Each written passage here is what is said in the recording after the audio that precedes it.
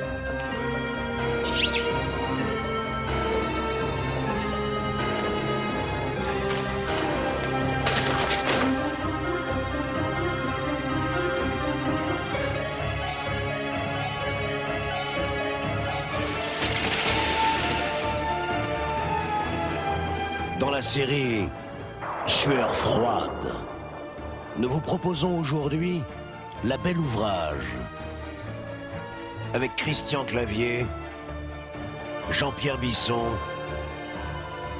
Roger Dumas et votre hôte, Claude Chabrol.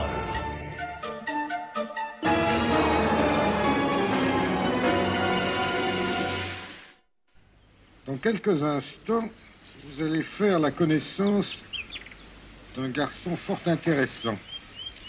Il s'appelle Henri Descouette. C'est le secrétaire particulier d'un homme politique très important nommé Étienne Varlon, qui habite dans cette maison. Henri Descouette est un homme de confiance. Il est honnête, il est travailleur. Tout le monde l'estime. Et pourtant, il est sur le point de commettre un crime parfait.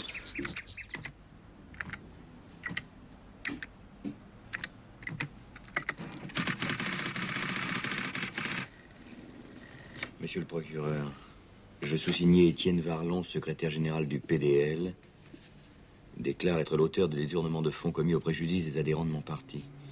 Je comptais rembourser après avoir redressé ma situation financière compromise par de mauvaises spéculations en bourse. J'ai joué et j'ai perdu. Devant l'impossibilité de réparer mes torts, je me donne volontairement la mort et je revendique l'entière responsabilité de mes actes. Étienne Varlon. Bonjour Henri.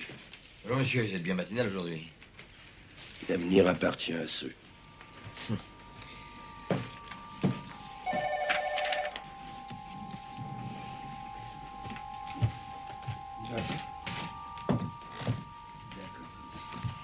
C'est le courrier, monsieur. Oui, excusez-moi Henri, mais j'ai pas mes lunettes. Au fait, quand seront-elles réparées? Cet après-midi, monsieur. Oui, parce que c'est important, je tiens absolument à les avoir pour l'émission de ce soir. Ne vous inquiétez pas, mais vous les aurez... Permettez-moi d'insister pour le courrier, ce sont juste des signatures. Allons-y. Je me donne volontairement la mort et je revendique l'entière responsabilité de mes actes. Étienne Varlon.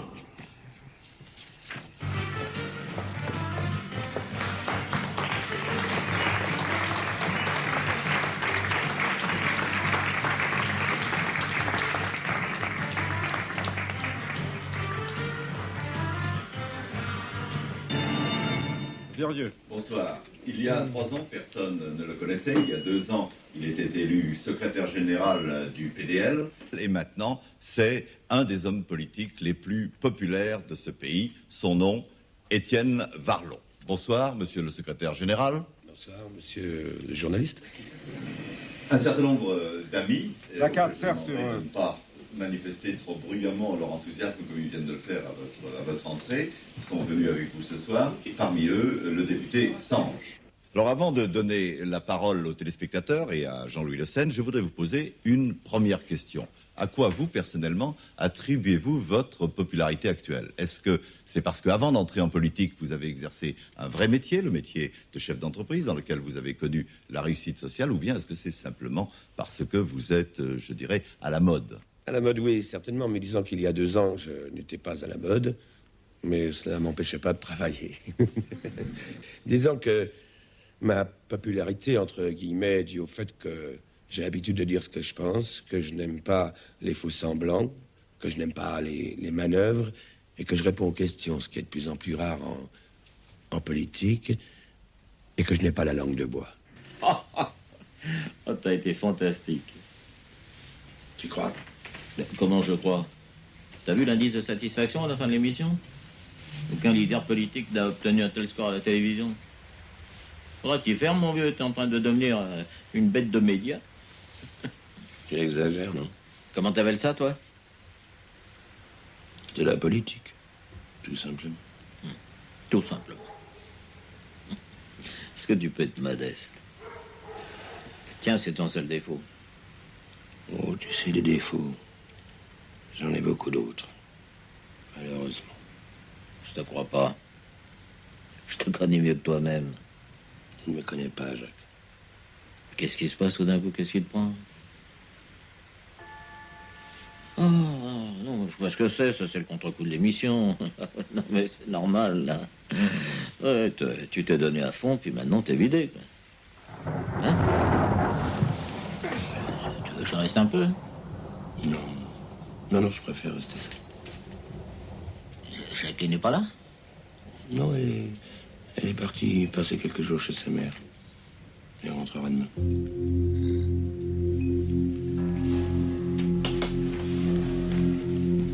Non, mais...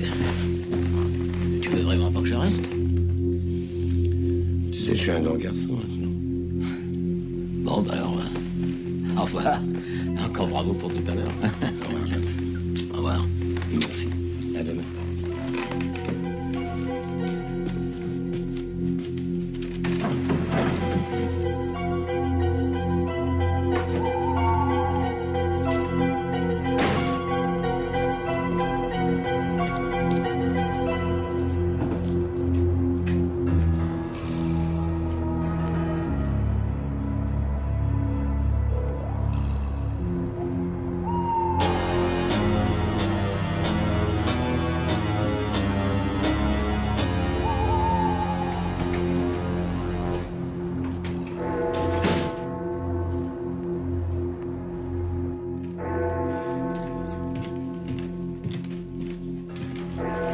Bonsoir, monsieur. Tiens. Mais qu'est-ce que vous faites là? J'ai oublié des dossiers dans mon bureau. Je craignais que vous ne dormiez déjà, je me suis servi de mes clés. Vous étiez très bien à la télévision. Hein. Merci. Henri, ne vous couchez pas trop tard. J'ai besoin très tôt de vous demain matin. N'ayez crainte, je serai là. Henri, vous savez quoi? Vous êtes un secrétaire parfait. Vous êtes trop aimable, monsieur.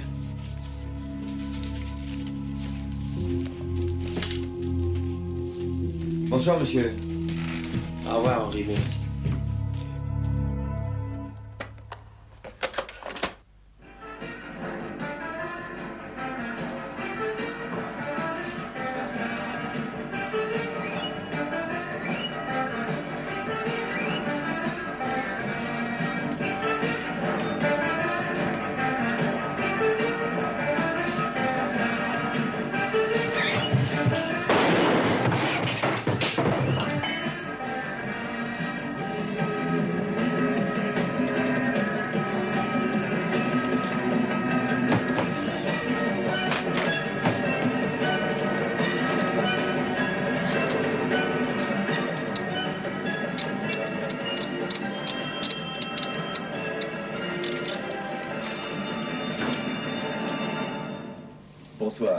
Il y a 3 ans, personne ne le connaissait. Il y a 2 ans, il était élu secrétaire général du PDL.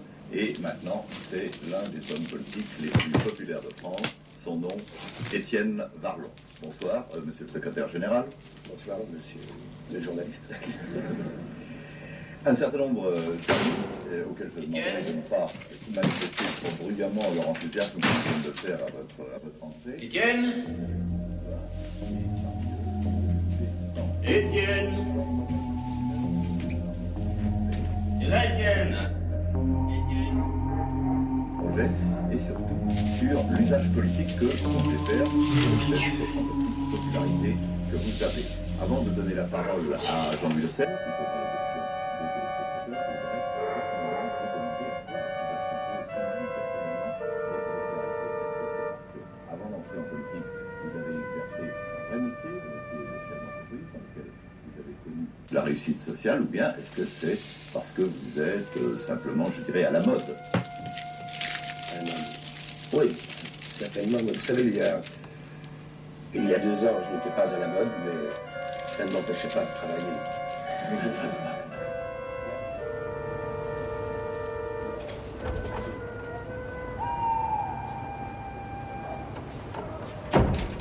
Je crois que je n'aime pas les faux semblants.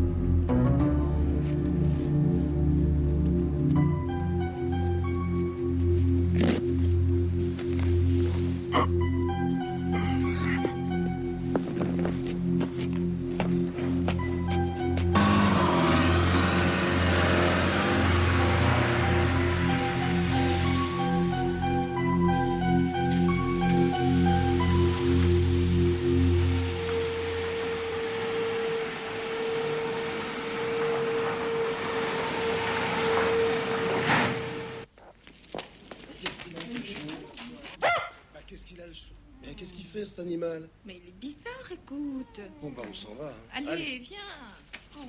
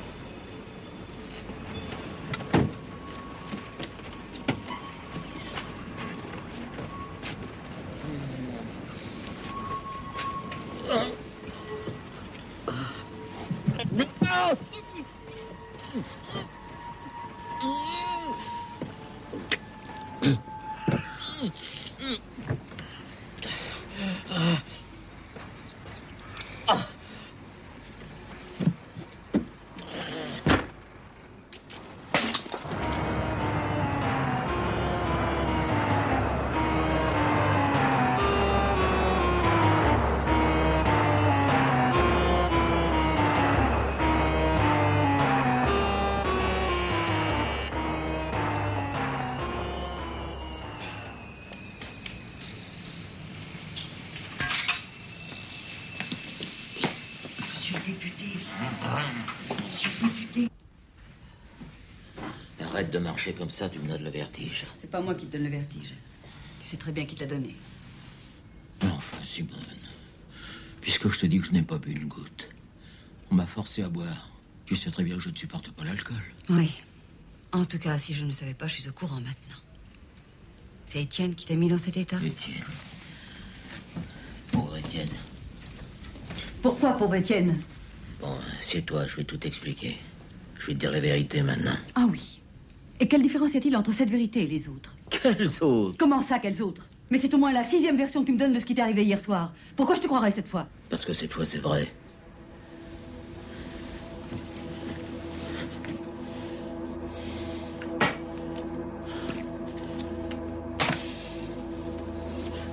Voilà. Hier, après l'émission, j'ai raccompagné Étienne chez lui. Il n'était pas comme d'habitude, il était triste et gris, il disait des choses bizarres. Alors, sur le chemin du retour, j'ai eu un mauvais pressentiment. J'ai demandé au chauffeur de me raccompagner chez Étienne et de rentrer avec la voiture. Quand je suis arrivé chez lui, il était mort. Arrête! Il était mort, je t'ai dit! Il s'est tiré une balle dans la tête. Et puis j'ai trouvé une lettre où il expliquait les raisons de son geste. Il a détourné des fonds, la caisse du parti. Il avait des problèmes d'argent, il savait pas comment rembourser. Alors mets-toi à ma place. Tu vois ce que ça représente pour le parti? Le secrétaire général du PDL qui spécule en bourse avec l'argent des adhérents. Alors, ramassez la lettre. Et puis aussi le pistolet. Parce qu'un leader de parti qui se suicide, c'est le suicide du parti. Alors qu'un leader de parti qu'on assassine, c'est des millions de sympathisants supplémentaires, de futurs électeurs. Je ne vois toujours pas le rapport avec ta cuite. Écoute, Simone, c'est sérieux ce que je te raconte. Je suis en train de te parler de la mort d'un ami. Mon meilleur ami. Tu crois que je pourrais plaisanter là-dessus? Oui. Maintenant, raconte-moi comment l'on passe de la situation enviable de sauveur du parti à celle beaucoup moins enviable d'apprenti ivrogne. Tu ne crois pas? Donne-moi cette gueule. J'ai failli risquer ma vie, moi, dans cette histoire. Eh bien, ne la risque pas une seconde fois, hein? Je me suis fait renverser par une voiture. Je me suis réveillé dans un coffre arrière, avec quelqu'un qui essayait de me faire boire de force, du whisky en plus. Moi qui déteste le whisky. Et tout ça pourquoi? Hein? Pourquoi? Pour sabrer mon témoignage? Qui croira les propos d'un ivrogne? Oui. Qui? Tu veux une preuve? Va voir dans les poches de ma veste. Tu trouveras la lettre et le revolver.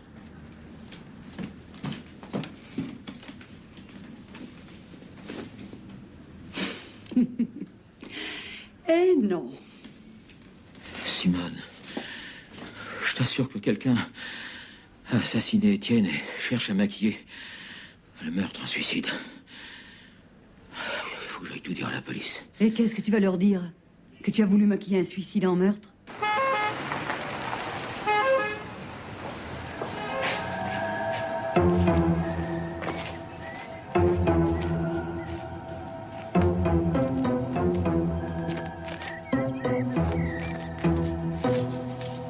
Monsieur Desouet, avez-vous une idée de l'identité du criminel? Le criminel? Mais de quoi parlez-vous? Enfin, comment vous n'êtes pas au courant? Votre patron a été assassiné. Assassiné? Mais vous lui connaissiez des ennemis? A-t-il reçu des menaces ces derniers temps? Monsieur Desouet!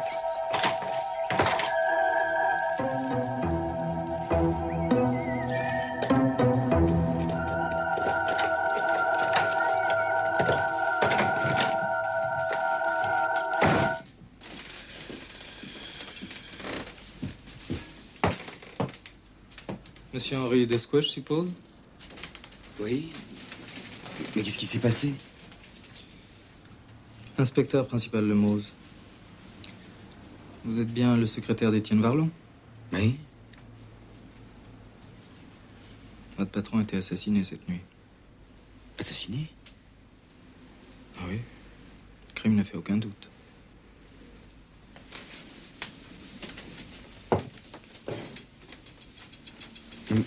Mais comment il s'est arrivé?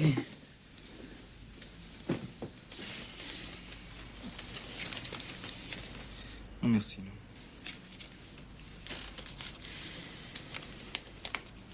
Ce matin, en rentrant de voyage, Madame Varlon a trouvé son mari, mort, dans cette pièce.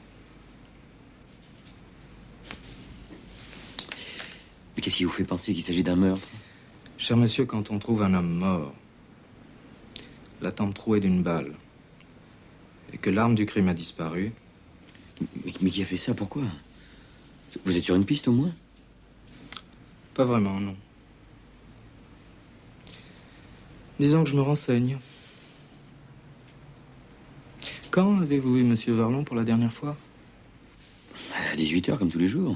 Enfin, je veux dire personnellement, parce que j'ai naturellement suivi son émission à la télévision. Naturellement, oui. Monsieur Varlon devait-il voir quelqu'un de précis? Avec le député Sange, sans doute. Ce sont les meilleurs amis du monde. En effet, oui. Le député Sange a d'ailleurs déclaré l'avoir déposé en bas de chez lui vers 23 heures. Il est donc le dernier à l'avoir vu vivant. Vous ne soupçonnez quand même pas le député Sange, hein, parce que c'est vrai qu'il y avait une rivalité entre eux au sein du parti, mais enfin, de là à assassiner son meilleur ami... Non. D'ailleurs, le député Sange a un alibi dont il se passerait bien. À l'heure du crime, il était ivre-mort en bas de chez lui. Ah oui. Vous n'avez rien remarqué d'anormal dans le comportement de monsieur Varlon ces derniers temps? Si. Il était un peu plus déprimé que d'habitude. Il était inquiet, nerveux. Il avait de gros soucis d'argent. Mais je sais, oui. Sa femme en a touché deux mots.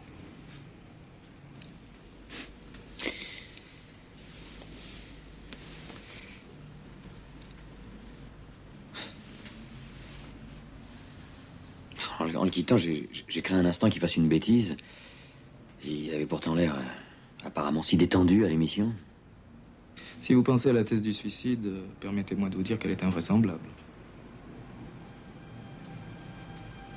Un homme qui se tue ne fait pas disparaître l'arme après sa mort. Vous soupçonnez quelqu'un? Pas encore. Nous possédons cependant quelques indices qui restreignent considérablement le champ d'investigation. Par exemple, la façon dont M. Varlon a été abattu montre qu'il ne se méfiait pas. J'irai même plus loin. Le coupable est un familier de la maison. J'ai tout d'abord suspecté Madame Varlon, pas longtemps. À l'heure du crime, elle était chez sa mère et ne rentrait que ce matin. Et puis, tout naturellement, mes soupçons se sont portés sur l'autre familier. Vous n'allez pas prétendre que j'ai tué Varlon. Quand on accuse des gens, il faut des preuves. Et les preuves, vous n'en avez pas, alors attention. Hein. Ce matin, en rentrant, Madame Varlon a trouvé la porte d'entrée fermée à clé. Or, la serrure de sûreté ne comporte que 3 exemplaires de clés. L'une a été trouvée sur la victime. L'autre est en possession de sa femme. Et au dire de celle-ci, vous avez la 3e. Exact. Exact, je l'avais. Je ne l'ai plus. Je l'ai égaré ce matin au siège du parti. Quelle coïncidence.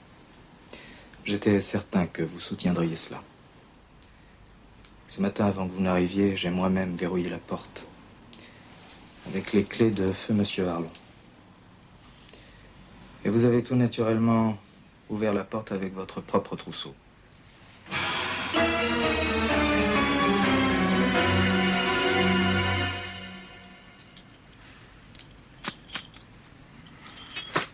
La veille, persuadé qu'on adopterait la thèse du suicide, Henri Descouette, pour parfaire son crime, avait fermé la porte à double tour. Et cette perfection, ce bel ouvrage, comme il disait, causa sa perte. Henri avoua avant la fin de la journée. Il ne sut jamais ce qu'était devenu la lettre ni le revolver. Et seule Madame Varlon aurait pu lui dire. Auxiliaire involontaire de la justice.